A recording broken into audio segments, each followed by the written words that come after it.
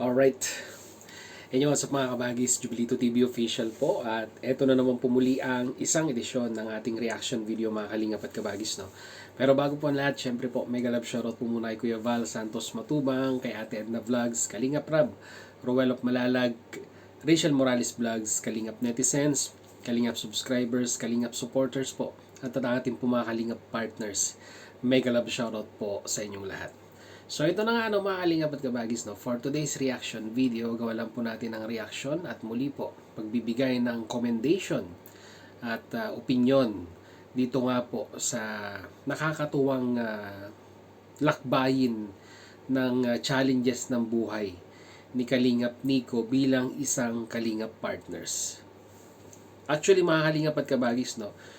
Kung i-consider po natin yung tagal ni Kalingap Nico bilang pagiging isang Kalingap partners ay talagang medyo bago-bago pa lamang po siya. Pero nakita naman po natin yung suportang ibinigay ng Team Kalingap sa kanya, ang Kalingap Netizens. Although sabihin man natin hindi po natin siya kababayan, pero yung puso niya po sa pagtulong ay talagang nandoon po. Nagsimula po yan nung inirekomenda po ni Tatay Robin, dahil nga po magkapatid sila, na sumama-sama sa pag-i-scout ni Kalingap Rab. At dito na patunayan ni Kalingap Rab na ito pong si Nico ay talagang may potential po na maging isang Kalingap partners. At yun, magkakasama sila sa pag-i-scout nila. At doon pala, yung mga time na yun, ay parang masasabi po natin na naitatanim na sa isipan ni Kalingap Nico na ganun pala ang kanyang gagawin dyan po sa India. Dahil as of now, mga kalingap, mga kabagis, mga kabalimbing natin, ay si Kalingap Nico lang naman po ay nakapagbukas na po ng kanyang or ng landing pad, no? India chapter ika nga, no? Kauna-unahang landing pad na nasa ibayong bansa na kung saan ay nasa India nga po.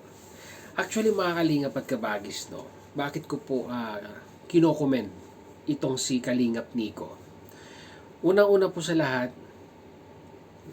nung nagsisimula pa lamang po siya, ay totally si Tatay Robin naman talaga ang masasabi po nating naka-front sa Kalingap dahil siya po yung beneficiaries na natulungan po, no, napabahayan at eventually naging staff nga po ni Kalingap Rab. Pero syempre po siguro po parang gusto ring i-try na i-recommend ni Tatay Robin ang kanyang kapatid para naman makita kung meron po talagang potensyal sa pagtulong, ay nirekomenda niya po kay Kalingap Rab na sumama-sama rin. At may potential naman si Kalingap Nico na kung saan minsan kasama nila nagda-drive at sa mga pag-i-scout ay kasama rin po. So which means talagang pinatunayan niya kay Kalingap Rab na deserving niya na maging isang Kalingap partners. Di lamang kay Kalingap Rab, pati kay Kuya Val Santos Matubang ay pinatunayan niya po ito.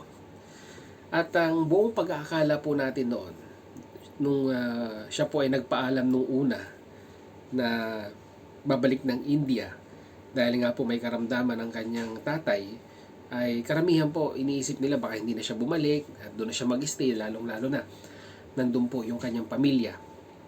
Pero muli na naman po tayong pinahanga ni Kalingap Nico dahil bumalik po siya, no, para magpaalam ng maayos kay Kalingap Rab, para nga may isa katuparan yung pagtatayo ng isang landing pad dyan po sa kanilang lugar sa India.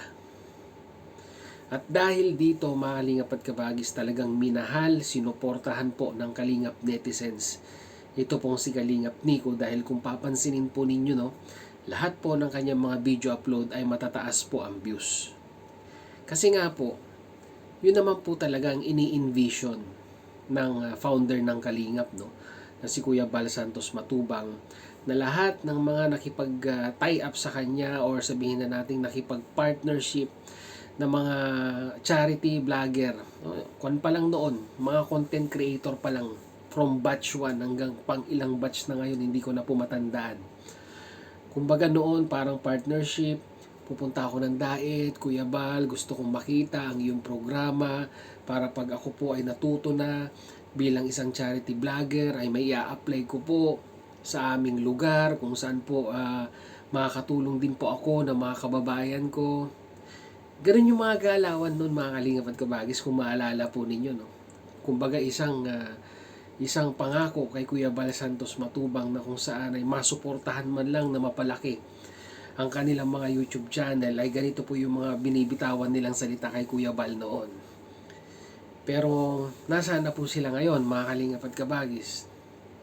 Yung iba nandyan pa rin sa diet, yung iba sumugal, nakipagsapalaran sa kanilang mga probinsya, although struggle po ang views, pero pinapatunayan po nila sa kanilang sarili na kaya po nila na simulan ang kanilang natutunan na pagtulong kay Kuya Bal Santos Matubang at bit pa rin ang pangalan ng Team Kalingap.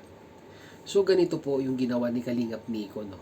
Kumbaga, kumuha po siya ng simpatya sa Kalingap netizens na suportahan siya dahil mapapansin naman po natin na talagang kanyang pagtulong ay nasa puso, no? At ngayon, nasa India na siya, ay ganun pa rin po yung suportang ibinibigay ng Kalingap netizens sa kanya. Kaya very congratulations sa iyo Kalingap Nico, no? Dahil talagang dinala mo hanggang sa India ang programa ng Kalingap sa pamamagitan ng landing pad para makatulong din sa mga kababayan mong nasa laylayan ng kahirapan. At lalo kang mamahalin ng mga netizens sa ginawa mong yan dahil pinapakita mo lamang, no, na hindi mo kailangang mag-stay sa diet para makilala at mahalin ng mga Kalingap netizens. Basta ipakita mo lang na talagang ang iyong pagtulong sa kapwa ay 100% na talagang natural at walang halong alam mo na, walang halong chemical or walang halong basta alam niyo na po yun mga Kalingap at kabagis, no? Purong pagtulong na galing sa puso at sa isipan. Yun po yun mga Kalingap at kabagis, ang pinaka main ingredients para po maging isang successful na charity vlogger po na matagal na pong pinapangarap ng founder, no? Na kung saan lahat ng mga turuan niyang Kalingap partners ay uuwi sa kanilang mga lugar para mag-charity, may palaganap ang pagtulong, may palaganap ang programa ng Kalingap. Yun po ang plano ni Kuya Bal.